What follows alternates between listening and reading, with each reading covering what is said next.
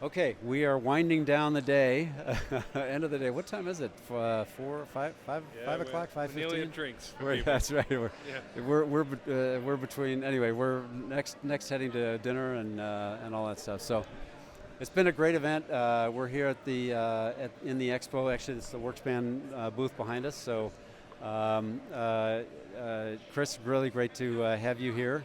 I'm excited to be joined by Chris Casey. Chris is general manager of industry. Industry tech Industry partnerships. technology.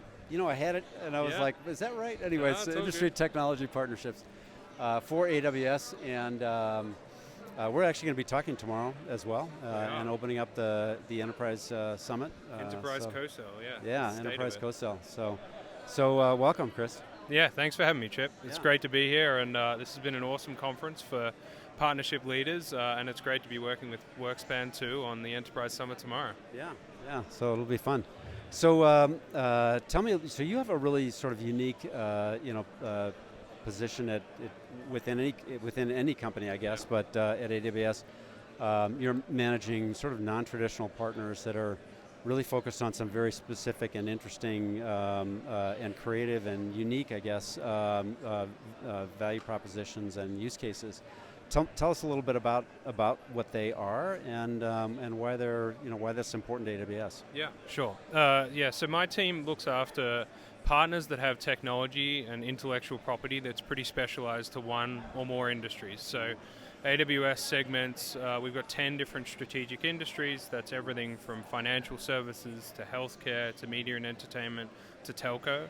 And what we've realized and what customers have told us is for them to move some of their mission critical but very industry specific workloads to the cloud, whether that be video and content production in media and entertainment or policy administration and insurance. They need to have the solutions that they've used historically, in many cases for decades, operating and running natively on the AWS cloud for them to move those use cases and workloads to the cloud to realize all of the efficiencies and benefits the cloud bring them technically. So what my team's responsibility is to really work with those partners in each of those industries.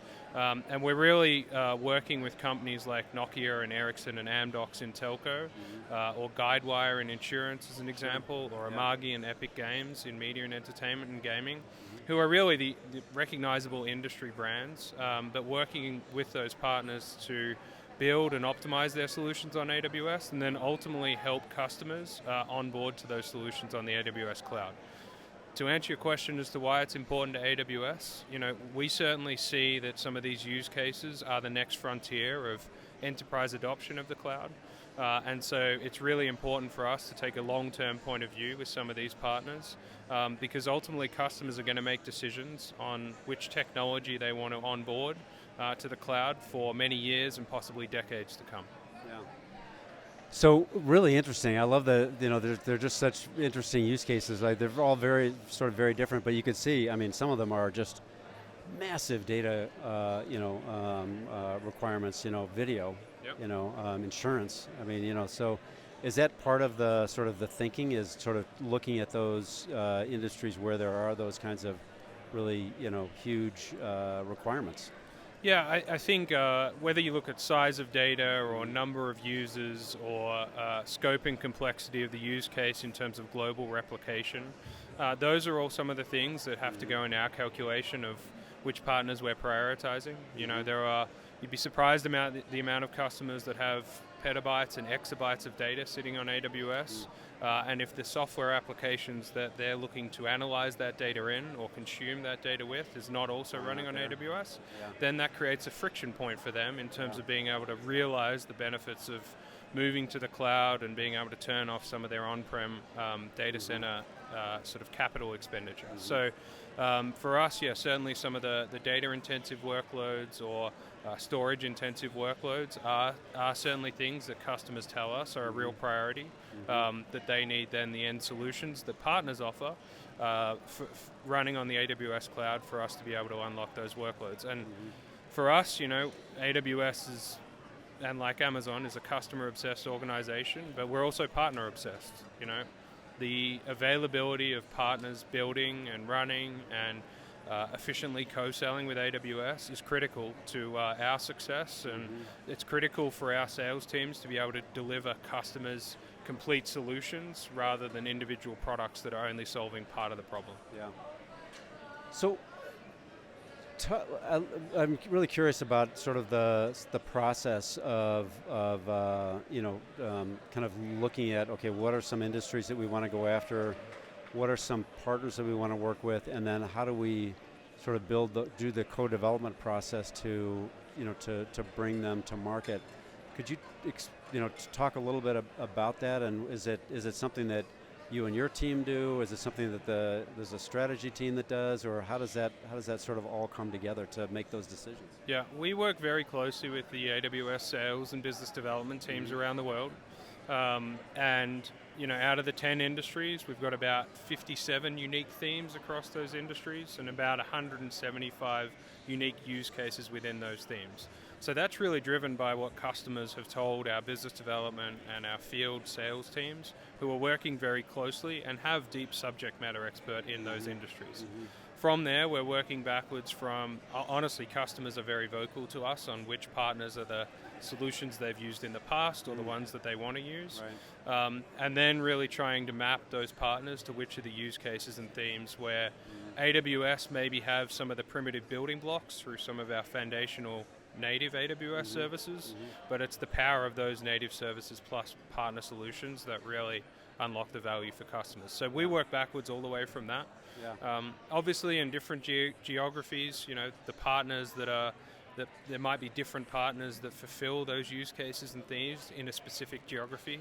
Take media and entertainment, and there's different languages and some of those types of things. Sure. So we do tailor that to the different geographies, but that's sort of the process that we go through pretty regularly across the organization to just make sure we're working backwards from the same strategic priorities and themes. Yeah, makes sense. So starting with hearing from the field organization and the industries, but then really going back to customers, like what are customers looking for, and who are the partners that they're working for that would make sense to bring aboard? Yeah, we're lucky enough to have we've got more than 100,000 partners, but we've got some very vocal customers that are very clear on what they need, which is great, and we certainly welcome that, and we welcome them pushing us as much as they can for us to make sure that we have the partner solutions that are available right now that they need, but we're also investing into the future to build the next generation of customer experiences for their end customer, so that we can unlock even further innovation for them. And certainly the AWS Marketplace is an avenue where some of these partners are now being furnished much more to customers. Historically, the marketplace didn't have a lot of industry partners available to customers to use it, to procure those solutions, and you're starting to see that trend shift, which is really exciting for us. Yeah. I mean, that's what it's all about, is bringing together, right? Yep. The marketplace and co-sell, bringing solutions into the market. So that's really cool that it's happening. Yeah, it is. We've certainly seen customers really embrace marketplace as a vehicle for them to procure these third-party solutions, and we hope to see that growth continue over the years to come. But it's been great since the 10 years that marketplaces existed, and we're excited for the decade to come. Yeah, fantastic. Chris, thank you so much for joining and spending a little bit of time and explaining the kinds of things that AWS are doing. You want to hear more? We'll be sharing the stage tomorrow morning at 9 a.m. For the Enterprise Summit, and so Chris, thank you. Thanks for really having me. Appreciate it. Yeah, it's great to see you. Yeah, likewise. Cheers. Thank you all for joining, and we'll see you. I think this is actually our my last interview here. Huh? So yeah, that's right. So see you at the next event and Catalyst next year. Thanks, everyone.